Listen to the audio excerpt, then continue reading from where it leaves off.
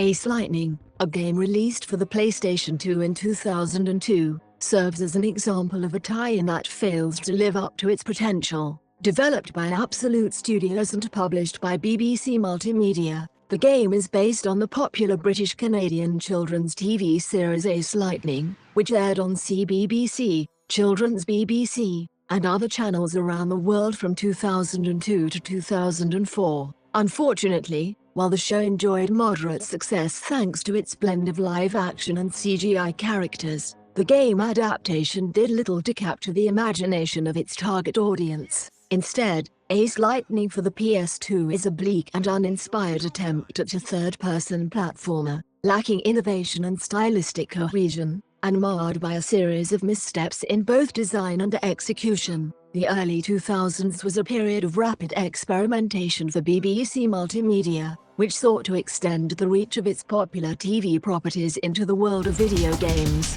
The BBC had previously enjoyed success with educational titles and more family-friendly games on the PC, but the PlayStation 2 presented a new opportunity to connect with a broader, younger audience. Ace Lightning was one of the BBC's more ambitious undertakings, meant to capitalize on the popularity of the CBBC show and its characters. It was also one of the few titles from BBC Multimedia designed for consoles, as most of the company's previous efforts focused on PC-based experiences. In terms of distribution, Ace Lightning was released in Europe in 2002 and, as with many BBC properties, the game was somewhat region-locked in appeal. Its popularity outside of the UK and Canada remained limited due to the TV show's relatively niche international presence. Nevertheless, the game's development represents a clear attempt by the BBC to establish itself within the increasingly competitive console gaming market, a move that,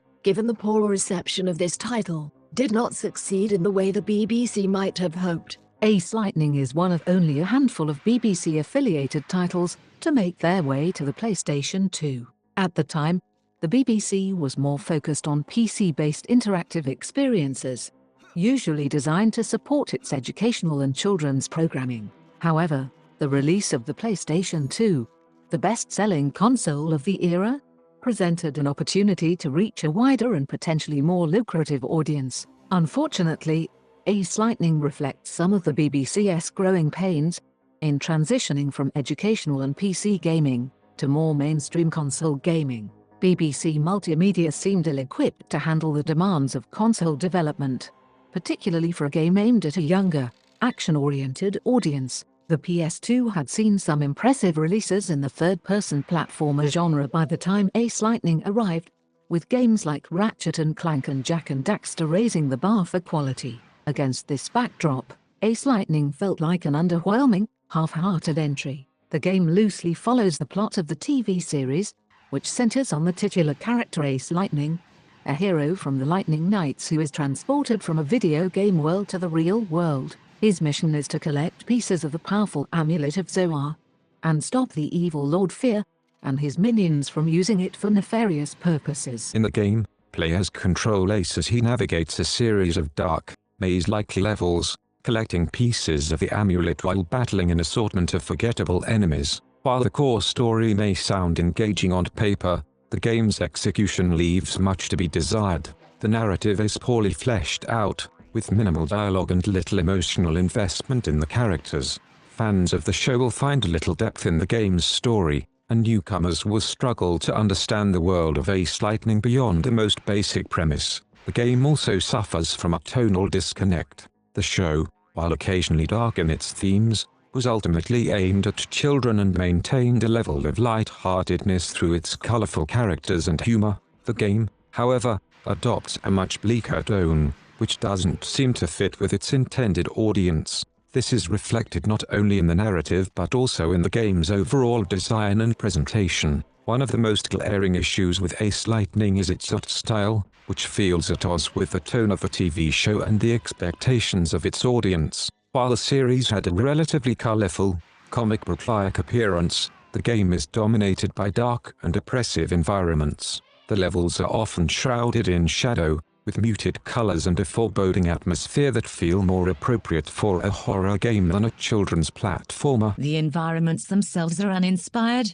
with a repetitive and generic design that lacks any sense of fun or creativity. From the start, players are met with dreary, labyrinthine levels that seem to stretch on forever, offering little in the way of visual variety or engaging backdrops. The lack of vibrancy and whimsy makes the game feel like a slog, and the overall tone becomes unnecessarily bleak for what should be an enjoyable, action-packed experience. This overly dark aesthetic is likely to alienate younger players, who may have been drawn to the game because of their love for the TV show but find themselves put off by the oppressive visual style. For older players, the game offers no respite either, as the environments fail to achieve any sense of atmospheric tension or excitement. Instead, they simply come across as dull and lifeless. Adding to the sense of disjointedness between the show and the game is the low-quality presentation of its cutscenes. Rather than delivering cinematic moments to drive the story forward, the game resorts to using flash comic panels that feel hastily thrown together. While the comic panel style can sometimes work as an artistic choice, as seen in titles like Max Payne, in Ace Lightning, the execution is bland and uninspired and is a transparent cost-cutting measure. These cutscenes do little to enhance the narrative or immerse the player in the world of Ace Lightning. Instead, they feel like a cheap way to move the plot along without any significant investment in animation or voice acting. The lack of production value is evident, with stiff, awkward transitions between scenes and a complete absence of any dynamic action or tension. For a game based on a TV show that featured plenty of special effects and CGI, the cutscenes here feel like a significant downgrade. At its core, Ace Lightning is a third-person platformer, a genre that was extremely popular on the PlayStation 2. However, where other games in the genre offered fresh ideas, tight controls, and engaging mechanics, Ace Lightning does little to stand out. The gameplay is competent but ultimately unremarkable, offering a standard mix of jumping, combat, and puzzle solving that never pushes the boundaries of what the genre can achieve. Players spend the majority of their time running through the same dark, repetitive environments, defeating enemies using basic attack combos and collecting items. There is little variety in the gameplay, and the lack of innovation means that even fans of the genre will find the experience quickly becomes stale. While there are occasional boss battles and platforming challenges, these are not enough to break the monotony or elevate the game beyond mediocrity. The controls themselves are serviceable, with Ace responding reasonably well to input, but the overall design of the levels and the lack of creativity in enemy encounters make the gameplay feel more like a chore than a fun adventure. There is no sense of fluidity or excitement, and the gameplay loop becomes tiresome after just a few levels. In the end, Ace Lightning for the PlayStation 2 is a dismal experience that fails to capture the spirit of the TV show or deliver a compelling gaming experience. The overly dark aesthetic, generic cutscenes, and lack of innovation in gameplay leave the player feeling more frustrated than entertained. While it is clear that the developers attempted to create a game that would appeal to fans of the show, the result is a title that feels out of step with its intended audience and lacking in any real charm or creativity. For those who grew up watching Ace Lightning, the game is a disappointment, offering little more than a poorly executed adaptation of a beloved series. For everyone else, Ace Lightning is just another forgettable platformer in a sea of much better games. Ultimately, it stands as a cautionary tale of how not to approach a video game adaptation of a TV series. Yes!